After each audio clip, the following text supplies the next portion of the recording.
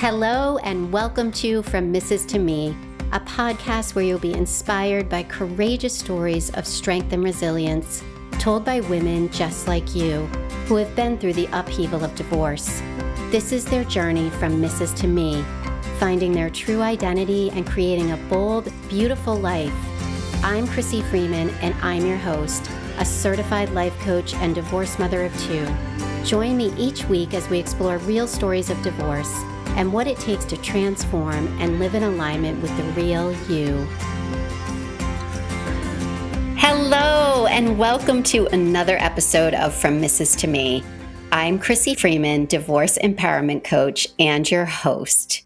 My next guest, Danielle Booher, is a mother, nurse, podcast host, stand-up comedian, public speaker, and is a certified life coach.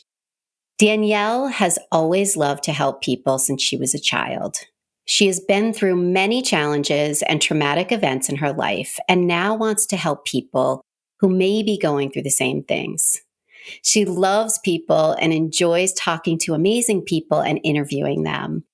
Danielle is here to share her story of transformation after divorce and to show others that you don't have to stay in toxic relationships just because it's comfortable. Welcome, Danielle. Thank you. Thank you so much for having me.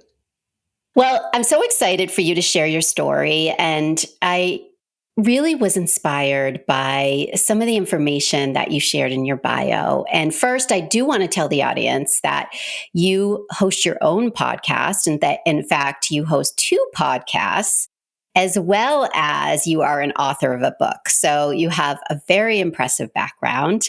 And so as we talk about transformation and on the show, obviously from Mrs. to Me, that's a lot of what we focus on and how you made that transformation after divorce. And so can you take me back to your life pre-divorce for a minute and just share with the audience, when did you realize that something needed to change in your marriage and life?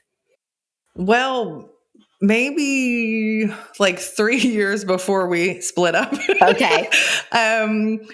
There was a lot of issues and it became kind of like robots.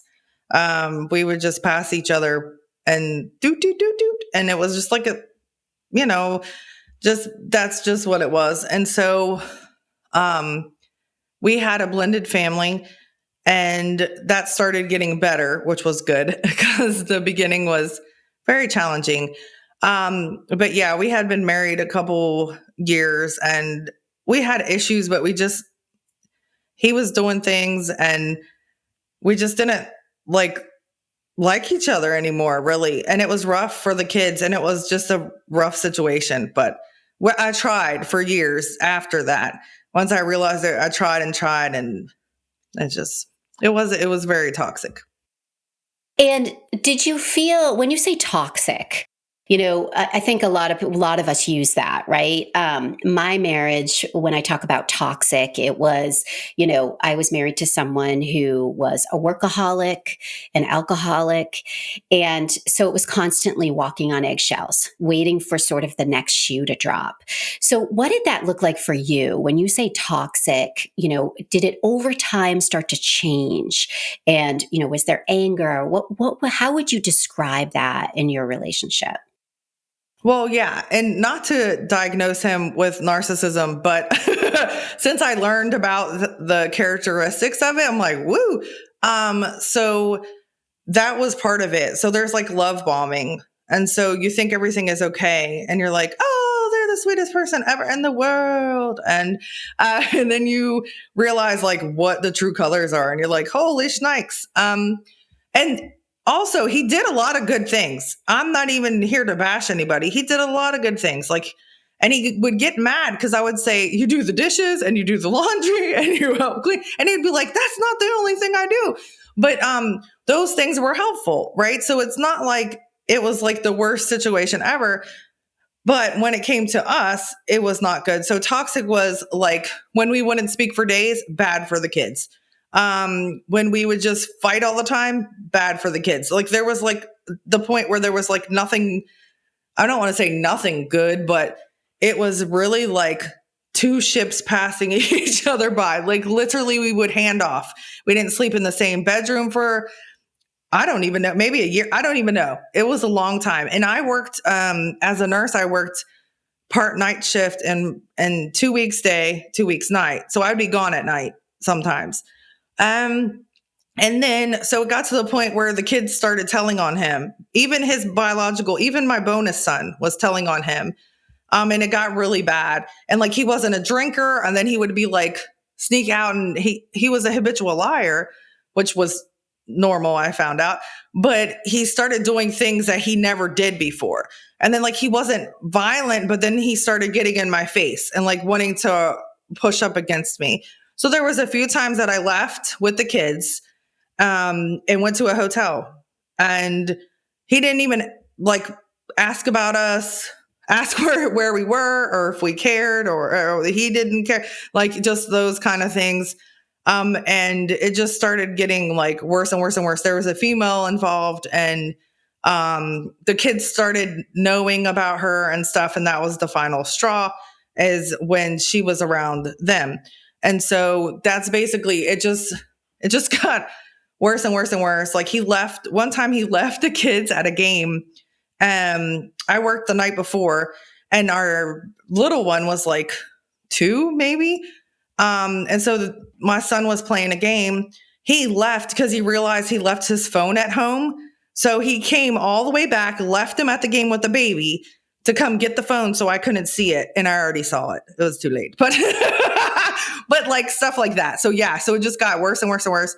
And toxic was like, the ending was the worst. And it I left very abruptly because I was scared. But anyway, not trying to bash anybody, not trying to say I didn't do anything wrong, because there's always two sides of a story. And so I had a part to play in it too, when I just wouldn't talk to him or wanted nothing to do with him anymore. So I had something to do with it as well. But basically that was the bad things. And when you say that you left abruptly, I think this is good for the audience to hear, because I think you're not the only one where you're faced with a circumstance, whether that is fear, whether it's infidelity, whether it's, anger, whatever it is.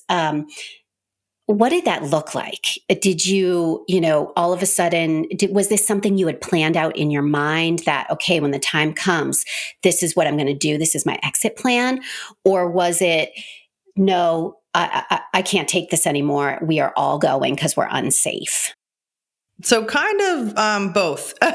So it got to the point where I actually was at a family reunion, and my mom already had moved to Georgia. And so kind of at that point, I decided that it was so bad that I was like, maybe we should just come to Georgia, because my mom was visiting up north where we were. And everybody kind of took it as a joke. And I was like, no.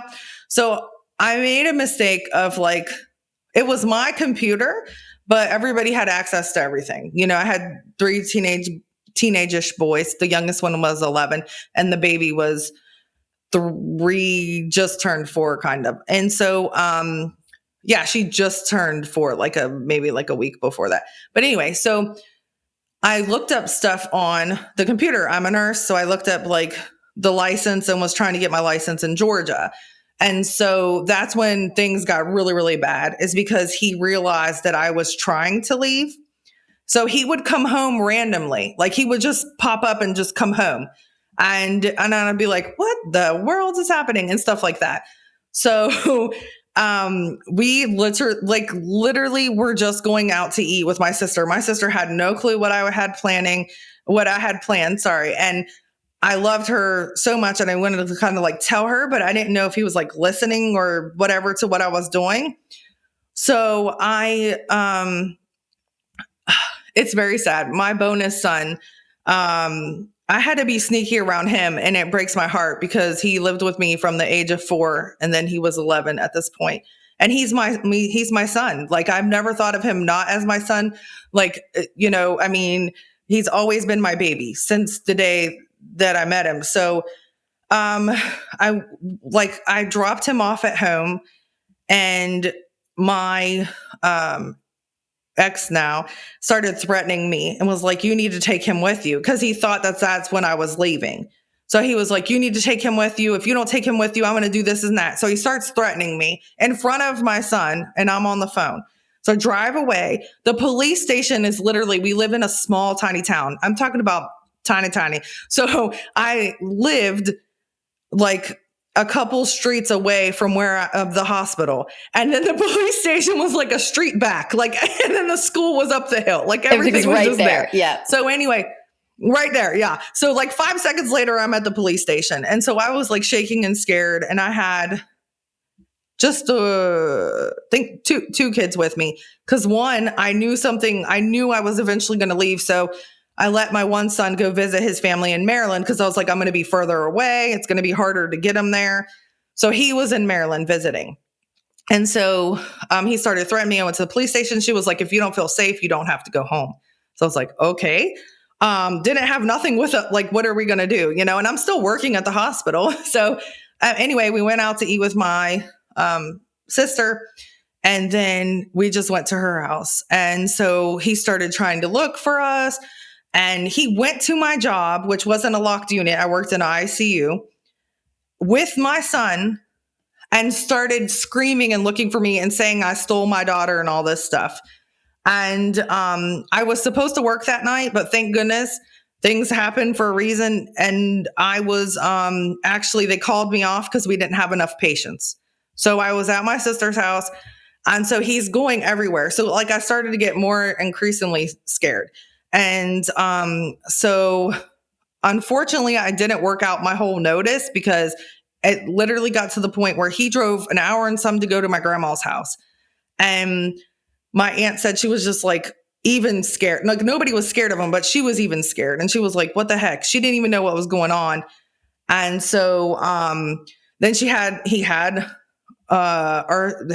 his son with him again. And she said that he looked like he hadn't eaten. It was just like a bad situation.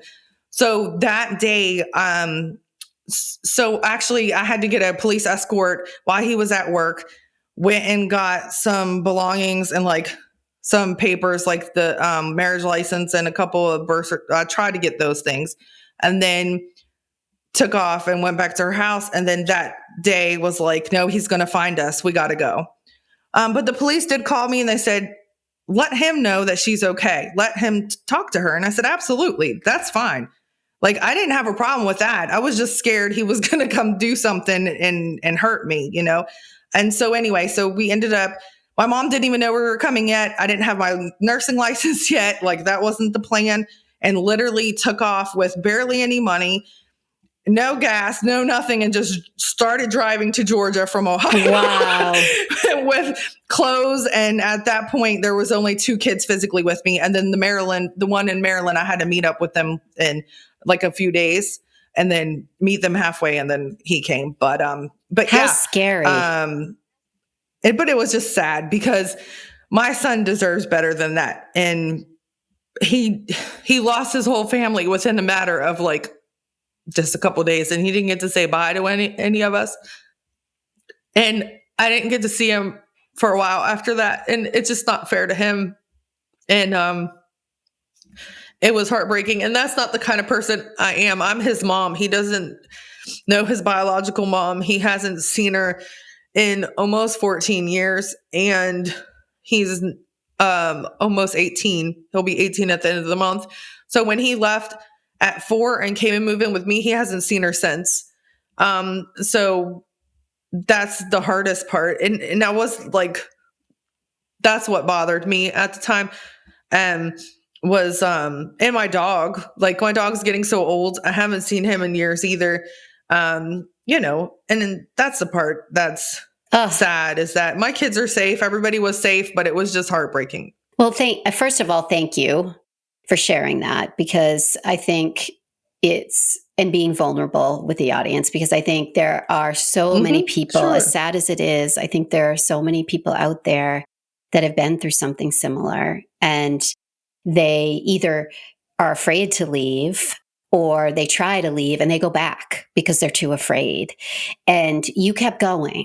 And I also want to acknowledge that there are other women out there who do have these combined families that come together. They marry someone, they have their own children from a previous marriage or a previous relationship, and you bring them together. And of course, you become a family unit. Right? Just like having your own children together. And for you, having a young child that was his, and he didn't have a relationship with his mother, you raised him. And so on top of the difficult situation of having to leave and the fear that's associated with that based on how he reacted, you also have this child that you're leaving behind. And that had to be one of the hardest things to do. And so, how long has it been since you left? Um, Almost 7 years. We left in 2017, July of 2017. So, and I haven't seen him since around this time. So it was April 15th, 16th of 2019 was the last time I got to see my son. Okay. And so, do you communicate at all via phone or anything like that? Oh, good. Oh, good. Okay. And Yeah. so when he turns 18, then things will change. Meaning, in terms of if he wants to mhm. see you, he can basically decide what he wants to do. Which it's sad that it has to be that way. Meaning that they don't have any rights until they become 18. But how amazing is it that you've stayed in his life in any way that you can.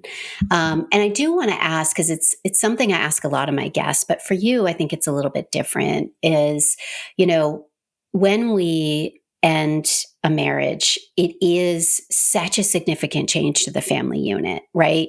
Not only are you a single mom, you now have to establish what does that family unit look like now. And so for you, I'd love for you to tell me a little bit about how you navigated that, because you had a daughter together, right?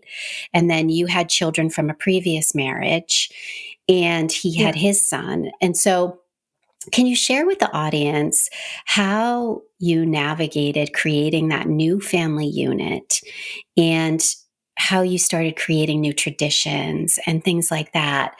And also, even though he wasn't physically there, sort of kept your, I think you call him your bonus son, in the Mhm. picture as well as best you could.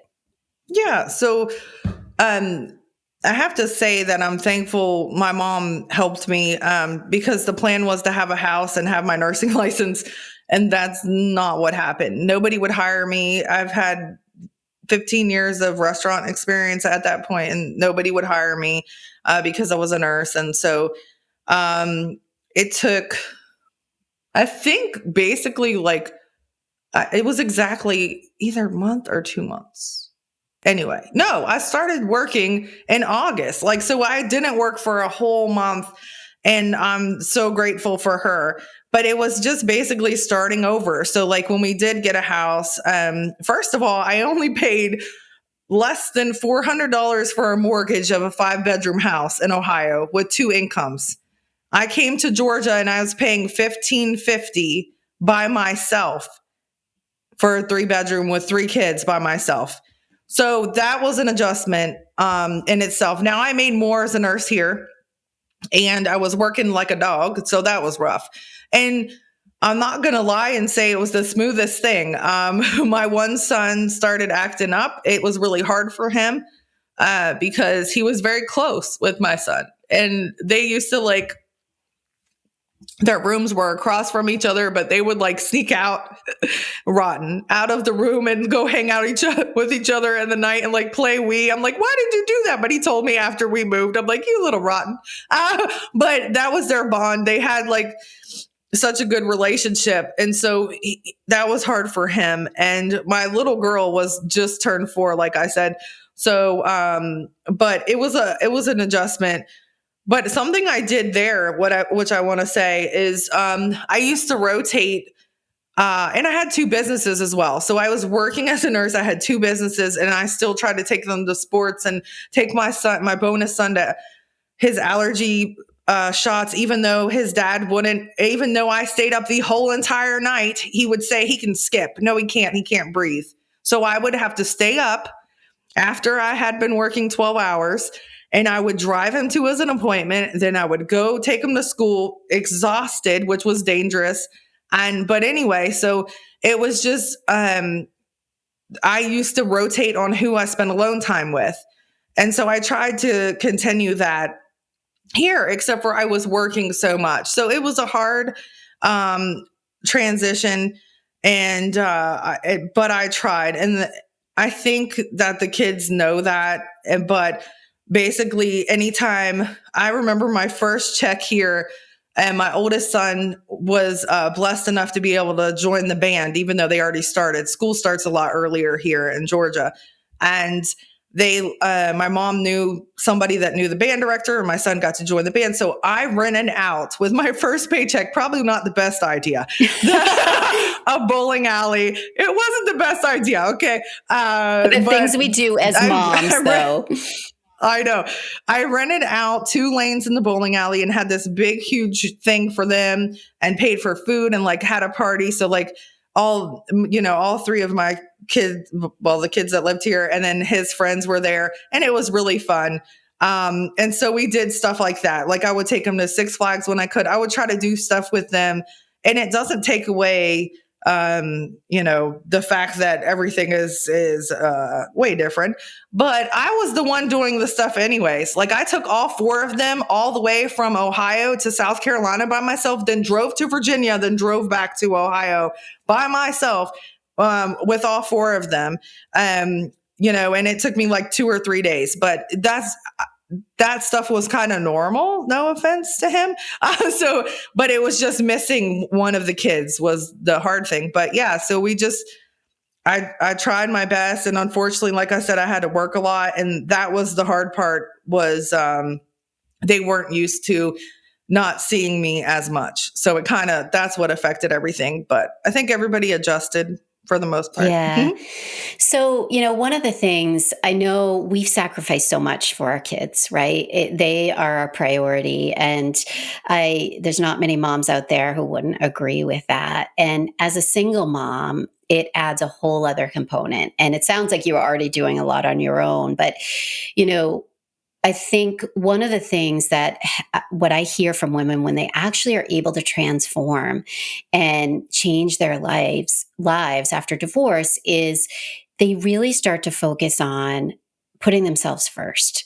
And what does that look like? And it's not easy, especially when you're dealing with what you're dealing with. You are starting over in a brand new place, starting a new job, buying a new home, managing the household, and still trying to see your bonus son when you can, and taking care of his health as well, it sounds like. But my question to you is, when did things start to shift for you and you start to really look at how do you create a fulfilling life for yourself moving forward? And what did sort of that path of rediscovery look like for you? Yeah. So to be honest, I'm so honest. So at first it was all about the kids. And so I'd say like a year was just me like busting my behind and trying to make sure they had everything that they needed and that everybody was okay. And so then I met a guy who's younger than me, and we're still together. And he really encouraged me to he asked me questions like, what do you like? What did you want to be? And all this stuff. And I'm like, what? And so honestly, that's what helped me. Like I always wanted to be an actress. So a couple years into our relationship, he's like, go try it. So I did some background acting. I always wanted to be a comedian. So I met somebody that their daughter owns a school in Georgia for comedians. And actually, she was on AGT. She's doing amazing, by the way. But anyway, so yeah, so I did that. And so, like, then it was like, well, what else do you want to do? Who do you want to be? And so, just that encouragement made me like realize that I can do anything. I was with somebody that didn't see me, just saw like, didn't see who I was, like who's Danielle, just like a person, like, oh, okay, you're a person, you're doing all these things, but didn't see like who I need to see. And lots of women, or even men, like, cause he went through a lot. Cause when he got divorced from his ex and then he got custody of my bonus son, that was a lot for him too, so whoever you are in the relationship, this is a misses to me, but it affects everybody. But yeah, so as women, sometimes we put ourselves down and we don't see, like, we don't even try to figure out who we are. And that's a hard question. Like, who do you want to be? What do you want to do? What have you been putting off? Right. Because we do sacrifice a lot. So I went through a forgiveness journey. You need to do it. It's great. Okay. Want to hear more? But yeah, so I wanted to be a life coach. And so I got certified in a few things, but one of the things was forgiveness. And I didn't realize how many things were bothering me. And one of them was right before the relationship, my brother died tragically. And so I knew it bothered me because unfortunately I witnessed it on the phone and I changed my life forever. But lots of things were triggering emotions and feeling like I didn't even realize it was still happening. And so when I did the forgiveness, like, I had to forgive a lot because when I left that state, I was going to church 6 days a week. Okay. Almost 6 days a week. They turned on me, most of them. And if they see this, I'm sorry, that's what happened. Like exactly what happened. They sided with him. And so like, we're still friends on Facebook and stuff, but it's weird. Like I was very close. They were my family. So I lost my 2 businesses. My dog, my son, my house that I fought for, like all these things, and the job I was at for years. But so I had to figure out like, well, who am I and what am I going to do now? And so, yeah, so discovering that has been great, and forgiving all those things has been such a weight off your shoulders, because forgiveness is not for whoever, people do horrendous things, unfortunately, and it's not for that person. Like I was in a very, very abusive relationship before my ex-husband, and so I had to, that's hard to forgive, but you have to, or childhood trauma or those things, you have to forgive because it helps you move on and it helps you heal. It's not forgiving what happened or saying it's okay. It's okay that happened, but that's not it. It's just so you can heal and move on and become happy and live the best life you can live, because that stuff weighs you down. Yeah. And it's really, it's like you're giving them the control. Gain back the control and let it go. Yeah. And I think I love that you said that, because I think forgiveness is not only about the other person. Forgiveness is also about forgiving you, because I think we hold on to so much regret, so much guilt, so much if I had done things differently, so much of that is we hold on to ourselves, and you can't move forward with that. And, one of the things that someone had told me, an exercise that someone had told me that I love, is to write a letter of forgiveness, right? And even to somebody, to your point, people do bad things, people make mistakes, but you don't have to send it, but to actually write down a letter of forgiveness to somebody, to release it. I did this thing where I actually wrote a letter to my former spouse, and I did this whole ritual where I went outside, I built a fire. At the time I was living in a condo, a small little condo. So I went out in my driveway and I had like a metal bucket, and I started a fire in the bucket, and I burnt it and I released it. And I was like, oh my God, I can let that go. It's like, let that shit go. Because the more we hold on to it, the more it just festers and we can't move forward. So thank you so much for sharing that, because I love that. And I think forgiveness is so important. So I have to talk about this because you and I talked about it briefly at the beginning, but in your bio, I noticed that, and you just referenced it a minute ago, that, you had always wanted to be a comedian. And so, of course, that I immediately was like, oh my God, she has a good sense of humor. This is amazing. First of all, I love people who love to laugh and love to tell jokes and everything else. So, I wanted to ask you about the importance of laughter and the importance of using that work, whether it's or that talent as being a comedian to sort of help you on your transformational journey after divorce. Yeah. So when they say laughter is medicine, 100%, it's true. And so, just laughing at myself was very helpful because there's things, again, I am not a person that blames anybody for like everybody plays like I have things that I was like, what in the world? Why did I allow that to happen? Or why didn't I leave? So like, what's wrong? Like, what is going on? So there's things that I've done or stuff my oldest son is still mad about and he's 23. So I have, things where I'm like, I have to laugh because you can't change anything in the past. You can't unless you have a time machine. But I don't think that we No. do. So Wouldn't that be amazing? But yeah, but I really don't know. I wouldn't really change, even though I don't want my brother to be gone or anything. But if you change things, then something else might be different. So don't want to. Yeah, but anyway. So laughter, though.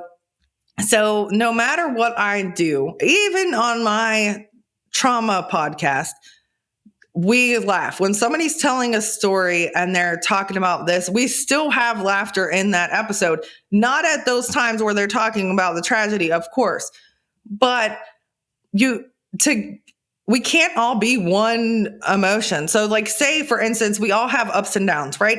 And it's okay to have a sad day, but we have to get out of it. We can't stay there, right? So same thing with, it's you have to have happiness and laughter, hopefully, because otherwise you're just going to be miserable. So you can't change what happened. So I'm not saying laugh at the most horrible things that's not funny, but you got to laugh through things and realize that I made it out. Everything, like safe is my word. I love the word safe. My patients, when they wake up, I tell them they're safe because they get nervous because they had anesthesia. I work in the recovery room. So I'm like, you're safe. Everything's okay. Especially if people have like underlying like anxiety and different things. Or kids, that's scary. You're like, where in the world am I? What's happening right now? So once you realize like, wow, look, and be proud of yourself. Be proud of yourself for all that you accomplished, what you got through, what you lived through. I've heard some really, really, really traumatic stories that I'm like, oh my gosh, it is so amazing that you're alive right now, right? So when you look back and you're like, wow, like really, I'm proud of myself, and laugh when you can and smile when you can, and you'll feel like turn things around for the positive. We can't dwell on the negative. We can't dwell on the past. Turn it around, laugh, and move on, and try to make it a better, future, and learn from whatever happened. If you ever get in this situation again, maybe something different you can do something different. Sometimes we don't have control over things. So I don't want anybody to think that I think that you could just control every situation that happens. Not true. But we can control how we react to things, right? So we can't control what somebody does to us or says to us, but we can control how it affects us and how we respond to it. So basically, try your best to be happy, because really it's infectious and you will pass it along to everybody else. And you could save somebody's life from just smiling and laughing with them. You never know what they're Yes. thinking or going through. So, Yes. And, you know, I think one of the things that I hear all the time is, I'll be happy when. I'll be happy when this happens. I'll be happy when that happens. And then the thing happens and it lasts about a day. And then they're right back to where they were again. And so it's like, how can you mhm. find joy in this moment, in the messiness of life? Life is messy and we can't avoid it. I mean, I can't tell you how many times when my kids were younger that I'd be running around like a crazy person, and I would take them somewhere and I'd look down and I'd have my slippers on. And I'm like, oh my God, I have slippers on my feet and I'm out in the public. And, you know, and I'll never forget one of my girlfriends at the time, her son was running late, running out the door. She chases the bus in her bathrobe. She has a t-shirt on, no bra, and she gets on the bus. She waves the bus down because her kid forgot his My lunch. gosh. And she waves the bus down and she gets on the bus, and her son is mortified. But she didn't even think about what she was doing. She's like, oh my God, my kid needs their lunch. And she's running out the door. Right. And then she told that story to all of us, and we just died, because those are the moments where it's like, if you sit there and you beat yourself up because you just did that, it's like, come on. Mhm. Like, we are all humans having a human experience. Why not laugh about it? Because it is funny. Like, that's funny. Right. Absolutely. Yeah. I literally just wore two shoes the other day, and like my daughter wasn't even with me, but she got off the bus and I showed her and she was so embarrassed. I'm like, you weren't even with me, but I posted it. I did a video because I like to do motivational videos and stuff on Instagram and Facebook. So I did a video and showed the honest truth of like, oh my gosh, I'm wearing two different shoes. And I still went into the store like that. I had to go to the store. I was there. I just walked in with my two different shoes on. And so, but that's the thing. It's funny because it's like we all make mistakes. Nobody is perfect. And so that's the thing, like that if you think anybody's perfect, sorry, it's not true. But that's, you got to laugh at yourself. Like we all do silly stuff and and it's just, again, you can't change that it happened. It's just, it's really, if it's funny, it's funny. And now there's a difference between being cruel and being funny. So a lot of the stand up was, I am very empathetic and a very caring person. And a lot of the almost 90% are guys. There's a lot of times I did stand up and there was all guys and just me. And some of that stuff made me very uncomfortable. And I'm not going to even like sugarcoat it. And so I was like, I don't know about this. Is this for me? But I wrote a sitcom pilot and I used comedy in that. I wrote my book. I used comedy in that. I try to make my patients laugh. Like if a patient doesn't have a room and has to stay with me, we're going to talk and hopefully they're going to laugh because it's very healing. And you never know. They might be getting diagnosed with cancer, or maybe they had to get their limb removed and get an amputation, or all these things. And lots of them were scared and upset before the surgery. So I treat everybody, no matter what your background is, no matter what you look like or where you're from or wherever, I will treat you because you're a human, and I will treat you with love and kindness, and we will hopefully laugh and I'll be silly with you. I'll hold your hand. If you want to cry, I'll hold your hand, but I'll also try to make you laugh because even the families, they're like, oh my gosh, they love it most of the time. But so that's what I try to do, because try to redirect and try to get their mind off of what they're going through at the moment. It doesn't take it away, unfortunately, but it could maybe make them have a better Yeah, experience. and what a gift. What a gift you are giving those people. I mean, there's a reason you're a nurse, because you have this gift of kindness and gift of laughter and gift of taking care of others, being empathetic. I mean, so what a gift that you're giving those people. So, one of the things I want to talk about as we start to get to the end here is you wrote a book. you wrote a book, and you also are the host of not one, but two podcasts. So I would love for you to just talk a minute, like what motivated you? What was the reason for first writing your book? Can you tell us a little bit about that? Yeah. So, actually, my brother passed away. I talked about that, and I hadn't been doing anything. Well, I don't want to say I wasn't doing anything to honor him, but I just like the situation was so tragic. And so, just about a year and some ago, I started to really, like I did the suicide walk. It was amazing. Suicide awareness walk and stuff like that. And it was really hard. I didn't know it was going to be that emotional because I was like, I talk about it all the time. It was really awesome to be there with people that have been through the same thing. But I don't know if can I tell the story about how I literally became, I'll do it Yeah, really yeah. fast. But who told me to write? Okay. So, I don't, sorry, you can delete it if you want. So actually, this is 100% the I truth. want the I truth. was, okay. So I was actually in a group thing with a psychic medium, true story. And she said that my brother wants me to help people. And I said, well, I became a life coach to help people and I do trauma and grief. And she's like, no, he wants you to help kids. I was like, what? And so she was like, maybe he wants you to write a book. Well, I like stopped because I already started writing a book about my life. And it's the same name as my podcast, Turning Trauma to Triumph.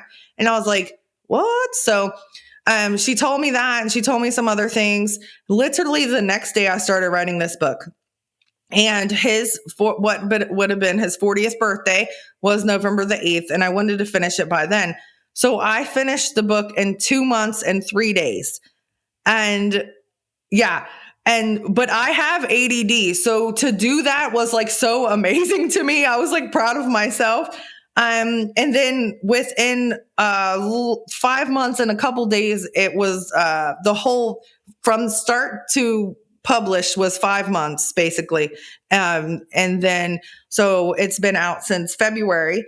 And it's really awesome. It's to bring awareness of his diagnosis, which is OCD, and to help kids and parents. And even if you're an adult and you think you might have something going on, you don't know. Lots of my adult friends have read it, and I say it's for basically 11 and up. But my 10-year-old helped me write it. Wow. I can show it. So this is Oh, what is it called? my Inside brother's head. CJ's mind. Oh, wow. Yeah. And this is his head in a cartoon.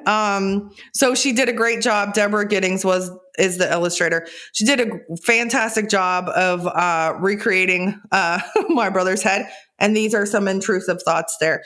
So I really am very grateful.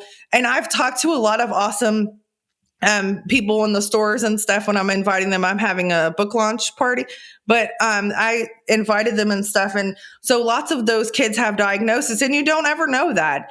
And so for them to have somebody they can relate to in a book is so amazing to me. Wow. And I'll say this really quick. My brother, unfortunately, didn't get any help. He didn't think it was cool for a boy to talk about having any issues with mental health or how bad his OCD was. It's very severe, and he didn't feel like it was cool to talk about it. He didn't want to be a wimp. So it's really important to speak up if you need help. If you're struggling, please reach out and get some kind of help because you're important and you're loved and you're worthy. So, but yeah.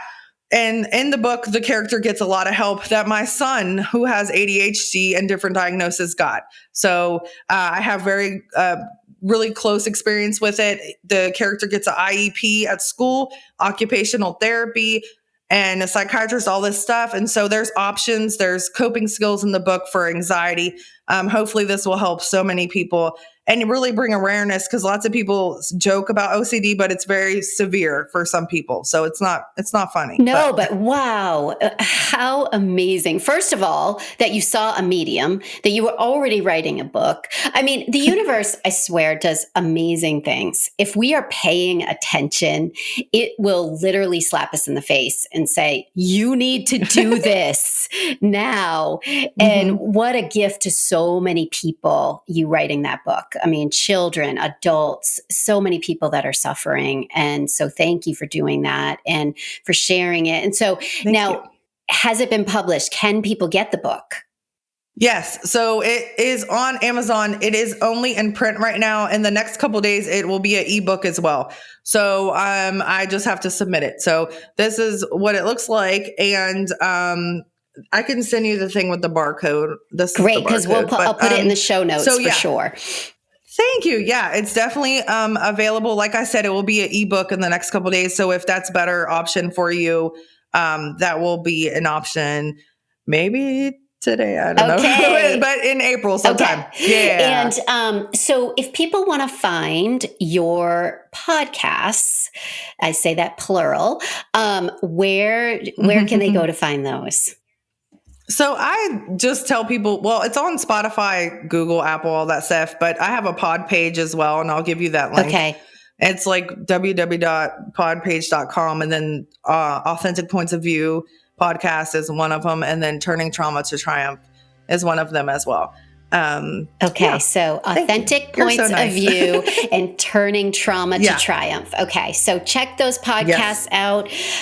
If you enjoyed this episode today, please subscribe, please comment, please leave a review so that we can keep this going. And I will include all the details of the book that Danielle wrote, as well as information on how you can watch or listen to her podcasts.